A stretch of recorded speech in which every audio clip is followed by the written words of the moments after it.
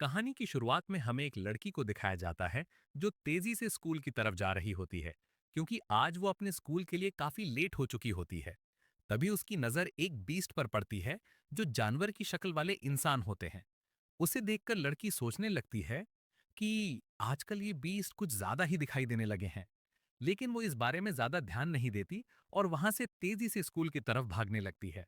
इसके बाद स्कूल में शिक्षक बताते हैं कि जो बीस्ट फोक होते हैं, असल में उन्हें कई साल पहले एक एक्सपेरिमेंट के जरिए बनाया गया था और उन सभी बीस्ट फोक को एक खास जगह पर रखा जाता है जिसे लोग सैतामा के नाम से जानते हैं। इन बीस्ट फोक की संख्या लगभग 3000 से भी ज्यादा मानी जाती है। फिर शिक्षक बताते हैं कि अब ये बीस्ट फोक इंसानी दुनिया में आने लगे हैं और उन्हें खास परमिशन दी गई है ताकि वो इंसानों की तरह सामान्य जीवन जी सकें, और आज से वो हमारे स्कूल में भी पढ़ने वाले हैं। तभी एक लड़की सवाल पूछती है, मैंने सुना है कि ये बीस्ट काफी खतरनाक होते हैं। शिक्षक जवाब देते हैं, हाँ ये सच है, लेकिन यहाँ उन्हीं बीस्ट फोक को लाया जा रहा है जो मानसिक रूप से पूरी तरह ठीक हैं। इन सब की अच्छे से जांच की गई है, तो घबराने की कोई जरूरत नहीं है। वे आज से ही यहाँ आने वाले हैं। लड़की देखती है कि स्कूल का गेट बंद हो चुका है, जिसका मतलब वो काफी लेट हो चुकी है। इसलिए वो पीछे वाले रास्ते से जाने लगती है। लेकिन वहां उसे एक बंदा दिखाई देता है। वो उसके पास जाकर पूछती है कि क्या वो भी लेट है, तो वो कहता है कि उसे रास्ता नहीं पता था, इसलिए वो लेट हो गया। लड़की अपना बैग दीवार के उस पार फेंक देती है और उससे कहती है कि उसे भी इसी रास्ते से जाना चाहिए। फिर अपना हाथ उसकी तरफ बढ़ाकर कहती है कि चलो दोनों साथ में चलते हैं। तभी उसे पता चलता है कि वो बंदा असल में एक बीस्ट फोक है और दोनों एक दूसरे की आंखों में देखते हैं। बीस्ट फोक लड़की का हाथ पकड़कर दीवार पर चढ़ जाता है और उसे धन्यवाद कहकर दूसरी तरफ उतर जाता है। लड़की पूरी तरह घबरा जाती है क्योंकि उसने पहले कभी किसी बीस्ट फोक से बात नहीं की थी और उसे लगता था कि वे खतरनाक होते हैं। तभी बीस्ट फोक उसे याद दिलाता है कि क्या वो लेट नहीं हो रही, पर लड़की जंप करने से डर रही होती है और गिरने लगती है। तो वही बीस्ट फोक उसे बचा लेता है, जिससे लड़की हैरान रह जाती है। बाद में हमें पता चलता है कि लड़की का नाम मारी है और उसके दोस्त उससे कहते हैं कि वो आज फिर से लेट हो गई। मारी डरते हुए बताती है कि उसने एक बीस्ट फोक से बात की और उसने उसकी मदद की, लेकिन उसे अब भी डर लग रहा है। तभी टीचर क्लास में एक नए स्टूडेंट के साथ आते हैं और ये वही बीस्ट होता है। टीचर बताते हैं कि इसे विशेष अनुमति मिली है इंसानों के साथ पढ़ने की। वो अपना नाम हिडाकात सुनागू बताता है और क्लास के बच्चे उसी के बारे में बातें करने लगते हैं। टीचर उसे मारी की बगल वाली सीट पर बैठने को बोलता है, पर मारी ये सुनकर घबरा जाती है और उसके बाद हिडाका अपनी सीट पर बैठ जाता है। तभी मारी उसे देखकर सोचती है कि मैं जहां से रोज आराम से बैठकर बाहर का नजारा देखती थी, पर अब ये खंबे जैसा बीस्ट आ गया है। और इसके बाद उनकी क्लास खत्म हो जाती है। फिर हम देखते हैं कि काफी लोग उस बीस्ट को देखने के लिए आने लगते हैं और उसकी फोटो खींचने लगते हैं। वहीं जो मारी होती है वो तो काफी ज्यादा डरी हुई होती है और अब सोचने लगती है कि अब मुझे क्या करना चाहिए। और तभी वो सोचती है सबसे पहले मुझे इससे धन्यवाद कहना चाहिए। और तभी अचानक हिडाका के पास एक लड़का आता है और कहता है, क्या तुम जानवरों से बात कर सकते हो? ये सुनने के बाद मारी वहां पर काफी ज्यादा घबरा जाती है और सोचने लगती है कहीं ये बीस्ट गुस्सा ना हो जाए, और सोचती है कि अब ये लोग उसे कुछ ज्यादा ही परेशान कर रहे हैं, आखिर ये है तो एक इंसान ही। लेकिन तभी वहां पर एक दूसरा बंदा आता है और पहले वाले लड़के को पीटता है। और फिर वो बंदा बोलता है कि तुम काफी ज्यादा बुरे इंसान हो, ये किस तरह का सवाल हुआ? वैसे तुम्हारी शक्ल बंदर जैसी दिखती है, तो क्या तुम भी बंदरों से बात कर सकते हो? और इसके बाद हिडाका बोलता है कि भाई मुझे माफ करना, मैंने आज तक कभी डॉग को नहीं देखा। हाँ, पर मैं उससे बात जरूर करना चाहूंगा अगर मिल सके तो। और हिडाका की बात सुनकर दोनों शॉक हो जाते हैं।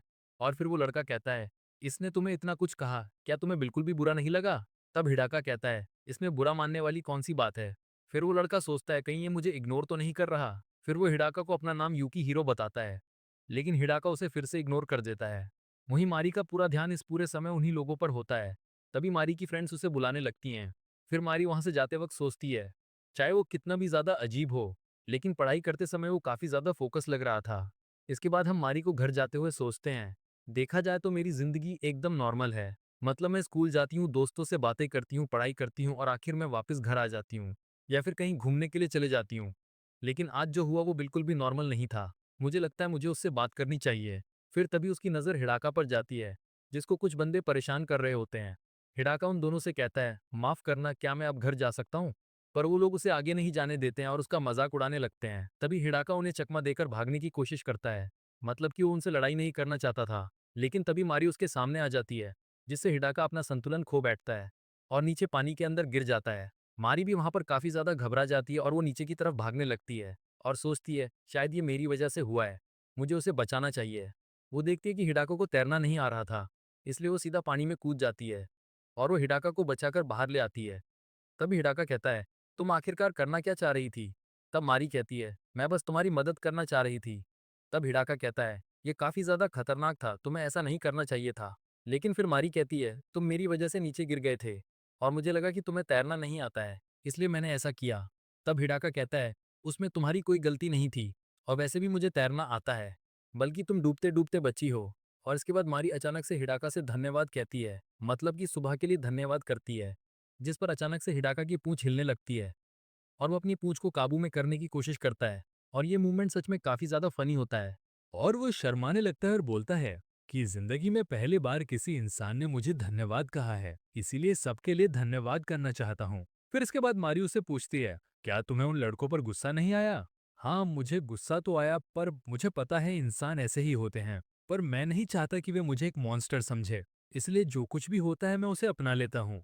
फिर अचानक से उसे काफी ज्यादा छींक आने लगती है, मतलब कि उसे जुकाम हो गया था। इसीलिए मारी हिडाका को अपने घर ले आती है। उसकी मम्मी उन दोनों को देखकर काफी ज्यादा हैरान रह जाती हैं। तब हिडाका कहने लगता है कि मैंने तो तुमसे कहा था कि मैं अपने घर चला जाता हूँ, लेकिन मारी उसे जबरदस्ती हिडाका को अपने घर लेकर आई थी। तब उसकी मम्मी कहती है कि वो नदी का पानी काफी ज्यादा ही गंदा रहता है, तो तुम दोनों को जल्दी से नहा लेना चाहिए। इसके कुछ समय बाद मारी भी अपनी मम्मी को धन्यवाद कहती है। तब उसकी मम्मी कहती हैं, वो एक बीस्ट है, तो क्या तुम्हें लगता है ये सब ठीक है? तब मारी अपनी मम्मी से कहती हैं, चलो आपको कुछ दिखाती हूँ। तब हम देखते हैं कि हिडाका एक पपी से बात करने की कोशिश करता है और वो पपी भी काफी ज्यादा मस्ती कर रहा था और वो सब मारी और उसकी मम्मी देख रही थी। और मारी सोचती है कि सच में ये तो हम इंसानों से भी ज्यादा अच्छा है। इसके बाद हिडाका अपने कपड़े चेंज करने जाता है। तभी मारी उसके पास आती है और बोलती कि मैं सोच रही थी कि मैं तुम्हारे कपड़े धो दूं। फिर तभी हिडाका अपनी शर्ट उतार देता है, जिससे मारी काफी ज्यादा शर्मा जाती है और गेट के पीछे छिप जाती है।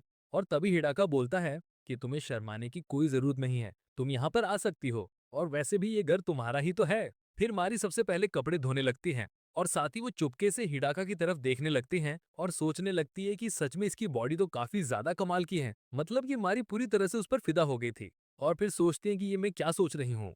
फिर वो डिटर्जेंट उठाने की कोशिश करती है, लेकिन उसका हाथ वहां पर नहीं पहुंच रहा था। तब हिडाका उसे वो उठाकर देता है, पर तभी गलती से दोनों का नाक आपस में टच हो जाता है, जिससे दोनों काफी ज्यादा शर्मा जाते हैं और पीछे हट जाते हैं। मारी तो शर्माते हुए जल्दी से कमरे से बाहर आ जाती है। मारी बाहर जाने के बाद सबसे पहले अपनी नाक को टच करने लगती है और हिडाका भी बाथरूम में नहाते समय अपनी नाक की टच करने लगता है। और वो सोचने लगता है मारी की स्मेल काफी अच्छी थी और वो दोनों ही इस समय शर्मा रहे थे और सोच रहे थे आखिर मेरा दिल इतनी जोर जोर से क्यों धड़क रहा है। फिर इसके अगले दिन हमें हिडाका को दिखाया जाता है जो कि स्कूल जा रहा था। तभी वहां पर कुछ बीस्ट आ जाते हैं और पूछने लगते हैं कि कहीं इंसानों ने तुम्हें परेशान तो नहीं किया ना। फिर हिडाका कहता है सब ठीक रहा। तभी बीस्ट उसके मजे लेने लग जाते हैं और कहते हैं कि कोई बात नहीं, तुम्हें झूठ बोलने की जरूरत नहीं है।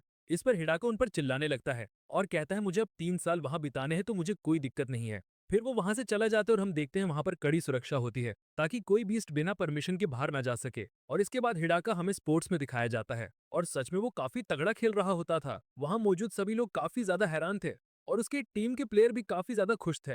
वो टीम में ज्वाइन करने को कहते, पर वही मारी भी सोच रही थी कि उसको देखने से काफी ज्यादा अच्छा लगता है। फिर वो दोबारा से उसके एब्स की तरफ देखती है और काफी ज्यादा शर्माने लगती है। तभी मारी की दोस्त बोलती कि क्यों तुम तब से उस बीस्ट को देख रही हो, कहीं तुम्हें वो पसंद तो नहीं है? मारी काफी ज्यादा शर्माते हुए बोलती नहीं, ऐसा कुछ नहीं। फिर कुछ लड़कों को दिखाया जाता है, वो कहते हैं देखा जाए तो ये काफी ज्यादा अनफेयर है और उनकी टीम में एक जानवर है और जानवर से आखिरकार हम कैसे भिड़ सकते हैं। मतलब कि वो हिडाका के बारे में उल्टा सीधा बोल रहे थे। फिर हम मारी को देखते हैं जो कि हिडाका से उसकी गेम की तारीफ कर रही थी। तब हिडाका उससे बोलता है कि वो स्पोर्ट्स में काफी ज्यादा अच्छा है। जब वो इस तरह बात कर रहा था तो मारी सोच रही थी कि सच में ये जब इस तरह से बात करता है तो कितना ज्यादा प्यारा लगता है। और वो अपने मन में सोच रही थी मुझे ना इससे और इसी तरह से बात करनी है। लेकिन अचानक से मारी के ऊपर कुछ गिरने लगता है।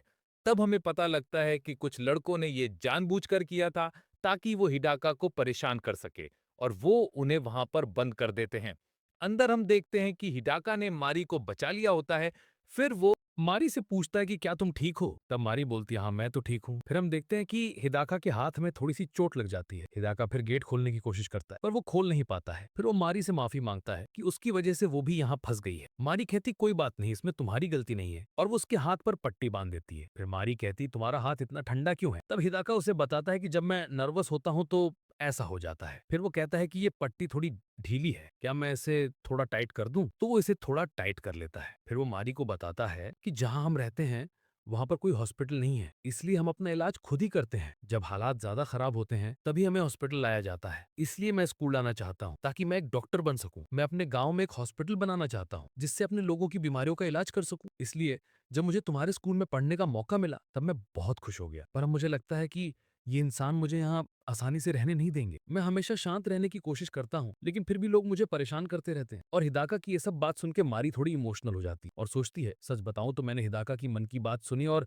मैं चाहती हूँ कि उसकी इच्छा पूरी हो जाए और उसके रास्ते में कोई भी मुसीबत ना आए। फिर मारी कहती है, तुम्हें हमेशा परेशान नहीं रहना चाहिए, मतलब कि इससे तुम काफी ज्यादा थक सकते हो और इससे तुम्हारी पढ़ाई पर भी असर होगा। फिर वो बोलती है, क्या पता मैं तुम्हारी कुछ मदद कर सकूं। तभी दाका कहता है, आखिरकार तुम मेरी मदद क्यों करना चाहती हो। तब मारी उसे बताती है कि तुम मेरे दोस्त हो, इसलिए। तभी मारी को लगता है कि शायद उसने कुछ ज्यादा ही बोल दिया, जिससे वो काफी ज्यादा घबरा जाती है और वो गिरने वाली होती है।